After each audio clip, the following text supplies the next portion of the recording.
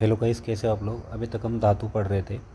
हमने 6 धातु कंप्लीट कर लिए और आज हम शुक्र धातु 7वीं धातु को पढ़ेंगे। तो शरीर के 7 प्रमुख जो धातु होती है उसमें अंतिम जो धातु होती है कौन सी होती है? शुक्र धातु होती है। जो शुक्र धातु होती है ये सबसे उत्तम धातु मानी जाती है, जो प्रजनन क्षमता, ओज, शरीर की ऊर्जा, जीवन शक्ति का एक प्रतीक होता है। ठीक है, इसकी उत्पत्ति कैसे होती है? यह मज्जा धातु के पोषण के बाद अंत में बनती है। इसे धातु सार भी कहा जाता है, जिसका अर्थ है सभी धातुओं का जो निचोड़ या फिर सबसे जो उत्कृष्ट रूप है उसको क्या बोलते हैं? शुक्र। इसका जो कार्य क्या होता है कि इसका कार्य प्रजनन है। इसके अलावा शरीर को ताकत, ओज, कोमलता और जीवन का आनंद लेने की क्षमता तक प्रदान करती है। तो चलिए स्टार्ट करते हैं शुक्र धातु। तो शुक्र धातु की अगर निरुक्ति देखें तो निरुक्ति क्या है इसकी? तो सूचित सुच्यते अथवा वीरते विक्रांतो। इसके द्वारा क्या होता है कि शुक्र धातु की निरुक्ति हुई है, यानी शुच धातु और रक प्रत्यय से क्या बना है? शुक्र शब्द बना है हमारा। और शुक्र धातु क्या होता है? निर्मल एवं शुक्ल वर्ण होने के कारण इसको क्या बोलता जाता है? शुक्र कहा जाता है। ठीक है, अब शुक्र धातु के पर्याय देखेंगे। तो शुक्र धातु के पर्याय तेज। तेज का मतलब क्या होता है? शाइनिंग। ठीक है, इसको रेतस भी बोलते हैं शुक्र धातु को, क्योंकि इजेकुलेट सीमन को क्या बोलते हैं? रेतस। और क्या पर्याय है इसके? तो बीज। बीज यानी सीड यानी कि स्पम। वीर्य भी कहा जाता है, यानी कि पोटेंसी। वीर्य का मतलब जिसमें शक्ति रहती है उसको क्या बोलते हैं? वीर्य। इंद्रिय भी बोलते हैं शुक्र को, क्योंकि फैक्टर ऑफ लाइफ। और इसको क्या बोलते हैं कि मज्जा समुद्भव, क्योंकि ये क्या होता है? शुक्र धातु मज्जा से उद्भव होता है। इसको पौरुष भी बोलते हैं, क्योंकि इसमें पुरुषत्व का प्रतीक होता है शुक्र, इसलिए इसको बोलते हैं पौरुष। और शुक्र को आनंद प्रभाव भी बोलते हैं। क्यों? क्योंकि इससे आनंद की प्राप्ति होती है। इसके बाद बात करेंगे इसके स्थान की, शुक्र धातु का स्थान। तो कृत्सन देह आश्रितम शुक्रम, मतलब जो समस्त शरीर में शुक्र धातु का अस्तित्व होता है। ये शुक्र धातु कहाँ होता है? समस्त शरीर में होता है इसका अस्तित्व। लेकिन इसके लिए जो उपमा कैसे दी गई है कि शुक्र धातु कैसे पूरे शरीर में होता है, कि हमको लगता है किसी भी स्क्रोटम या टेस्टिस में होता है, लेकिन ऐसा नहीं होता। इसके लिए एक उपमा दी गई, यथा पेंसी सर्पस्तु गूढ़ा च इक्षो रसा यथा शरीरेषु तथा शुक्रम नृड़ा विद्यात भिषग्वरा। मतलब सुश्रुत, आचार्य सुश्रुत क्या कहना चाहते हैं शारीर स्थान में, कि वैद्यों को निर्देश देते हुए कहा है कि जैसे शुक्र संपूर्ण दुग्ध में घी होता है, या फिर जैसे संपूर्ण ईख यानी गन्ने में जो रस व्याप्त होता है, वैसे ही मनुष्य के शरीर में शुक्र व्याप्त होता है। और आचार्य चरक भी ऐसे ही सेम इसका उपमा देते हैं जैसे कि आचार्य सुश्रुत ने दिया है। अगर हम बात करें शुक्र के मूल स्थान की, तो शुक्र है द्वे तयोर्मूलम स्तनो वृषणो च। तो स्तन और वृषण इसका जो मूल स्थान है, यह आचार्य सुश्रुत के, और चरक क्या बोलते हैं कि वृषण और शेप।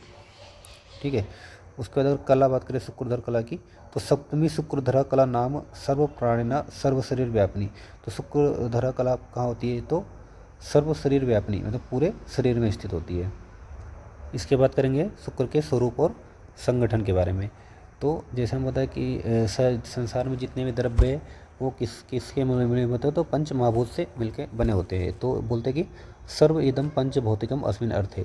तो शुक्र भी क्या होता है? पंचभौतिक होता है। यद्यपि शुक्र धातु पंचभौतिक होता है, तथापि मतलब फिर भी उसमें जो सोम गुण क्या होता है? प्राधान्य होता है। ठीक है, और सोम में स्वरूप का है, तथा इसमें क्या होता है? जल महाभूत प्रधान होता है। शुक्र क्या होता है? कफ वर्गीय द्रव्य है, यानी कि इसमें क्या होता है? कफ वर्ग में आता है इसको। ठीक है, और कफ का आश्रय स्थान आता है कि शुक्र में क्या पाया जाता है? मेनली कफ। उसके बाद बात करेंगे शुक्र के गुण की। तो इसके लिए एक श्लोक है कि स्फटिक आभम द्रव स्निग्धम मधुर मधुगंधी च शुक्रमिच्छन्ति केचितु तैल छोदर निभम तथा। तो आचार्य सुश्रुत शरीर स्थान में क्या कहना चाहते हैं कि स्फटिक आभम, मतलब कि स्फटिक के समान आभा वाला, मतलब जो फिटकरी होती है हमारी, एलम होता है, उसके समान ये दिखता है, यानी वाइट कलर का। ठीक है, शुक्र। उसके बाद द्रव कैसा होता है? लिक्विड होता है। उसके बाद स्निग्ध कैसा होता है? स्निग्ध ऑयली होता है, मधुर होता है। ठीक है, इसके बाद मधु के समान, इसका कलर कैसा होता है? मतलब सॉरी, मधु के समान गंध वाला होता है। ठीक है, उसके बाद तैल सदृश, तेल मधु का कलर कैसा होता है? लगभग सेम सेम होता है। और आचार्य कौन कहता है इसे? सुश्रुत। तो मधु के समान पीताव ताम्र वर्णीय भी होता है ये। ठीक है, अगर चरक के अकॉर्डिंग देखें शुक्र के गुण, तो चरक के अकॉर्डिंग हमारा जो बाकी तो सेम है, स्निग्ध इन्होंने भी माना है, लेकिन उन्होंने क्या माना? घन माना है, मतलब डेंस होता है और पिक्सिल होता है, और ये शुक्र जो होता है गुरु होता है, और स्फटिकवत, ये सेम आचार्य सुश्रुत के अकॉर्डिंग जैसा ही है, और आमगंधी, वीरहित और मधुर रस वाला होता है। ठीक है, अब बात करेंगे शुक्र के प्रकार की। तो शुक्र पोष्य तथा पोषक, दो प्रकार का शुक्र होता है। ठीक है, और पोष्य क्या होता है, मतलब खुद तो क्या होता है, इसका पोषण हो रहा होता है, और पोषक मतलब अगले धातु का पोषण कर रहा होता है। अभी देखेंगे क्या है आगे। तो एक दूसरा क्लासिफिकेशन है, एक होता है पुरुष शुक्र, दूसरा क्या होता है स्त्री शुक्र।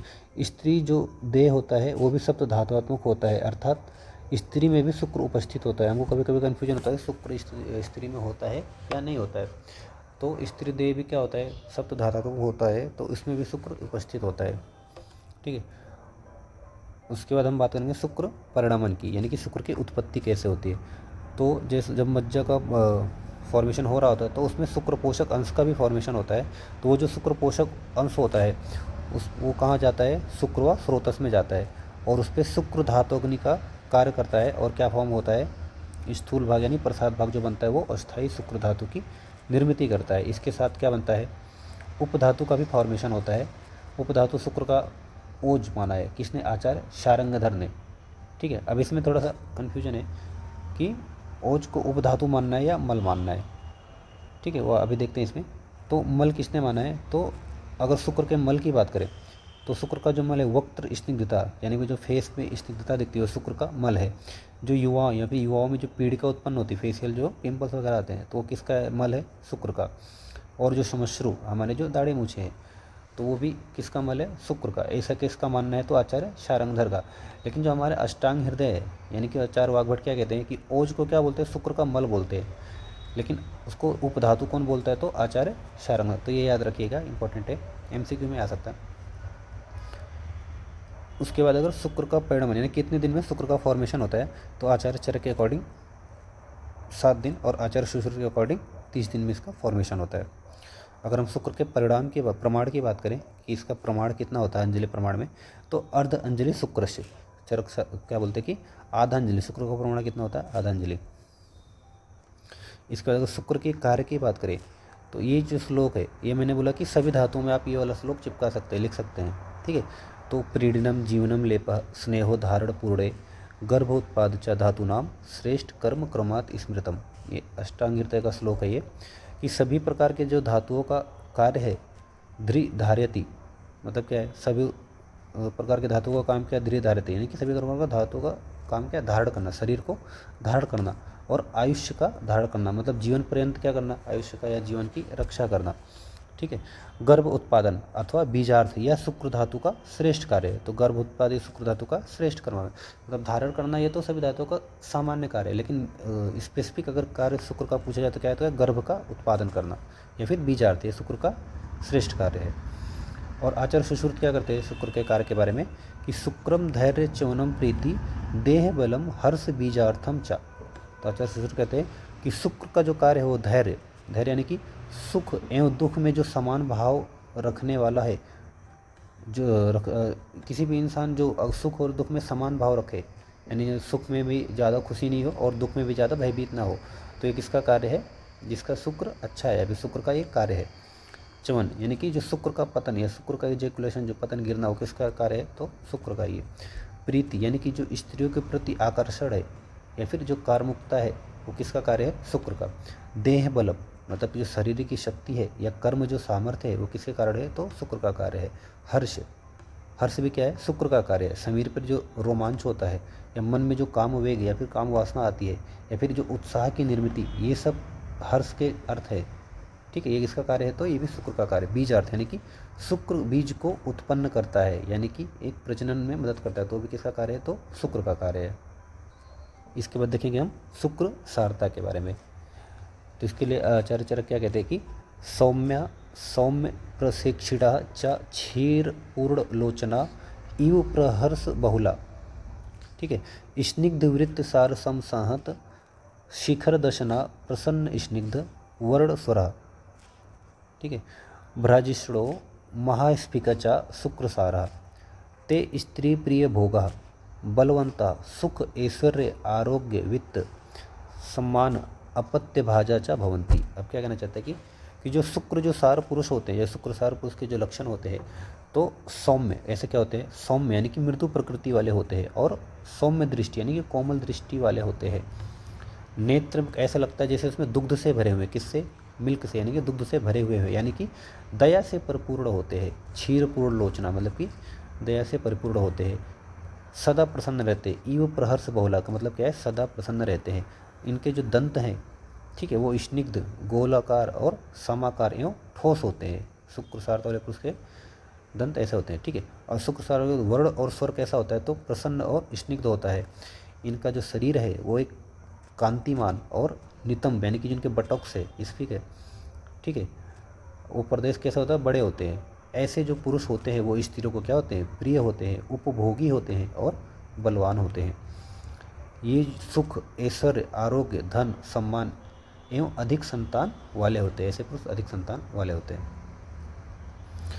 आचार्य सुश्रुत क्या कहते हैं कि स्निग्ध संहत श्वेत स्थिर दंत नखम बहुल काम प्रजम शुक्रेन, जिसमें शुक्रसारता अच्छी होगी।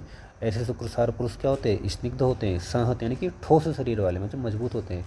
इनके जो श्वेत, श्वेत क्या क्या होता है, तो इनका जो नख, दंत एवं अस्थि क्या होता है, श्वेत और बड़ा होता है। और बहुकामी मतलब इनकी काम वासना ज़्यादा होती है, और बहुत संतान वाले होते हैं इसलिए, ठीक है। अगर शुक्र का उपधातु की बात करें तो उपधातु क्या है, आचार्य शार्ंगदेव ने बोला क्या है, तो ओज को शुक्र का उपधातु माना है, ठीक है। लेकिन अगर हम वही बात करें किसकी, वाग्भट की, तो उन्होंने क्या माना है, मल माना है। तो अब मल की बात करें तो शुक्र को मल की उत्पत्ति नहीं होती। अब जो शुक्र में क्या होता है, मल की उत्पत्ति नहीं होती है, क्योंकि शुक्र क्या बना, श्रेष्ठ धातु माना है, ठीक है। तो इसमें कोई मल नहीं होता है, ठीक है। किसके अकॉर्डिंग, सारंगधर ने नहीं माना है। लेकिन वह स्वर्ण के समान निर्मल यानी मल रहित होता है। मतलब इसको क्या बोला कि सोने के समान यानी स्वर्ण के समान निर्मल और मल रहित होता है, ऐसा किसने माना है, तो आचार्य शारंगधर ने। लेकिन बट अकॉर्डिंग टू जो आचार्य वाग्भट है, ठीक है, आचार्य शारंगधर क्या बोलते हैं, अभी आचार्य वाग्भट क्या बोलते हैं कि ओज को शुक्र का मल का है। लेकिन आचार्य शारंगधर ने जो युवान पीढ़ी का समश्रु या वक्तव्य जो स्निग्धता है, इसके रूप में क्या माना है कि शुक्र का मल होता है।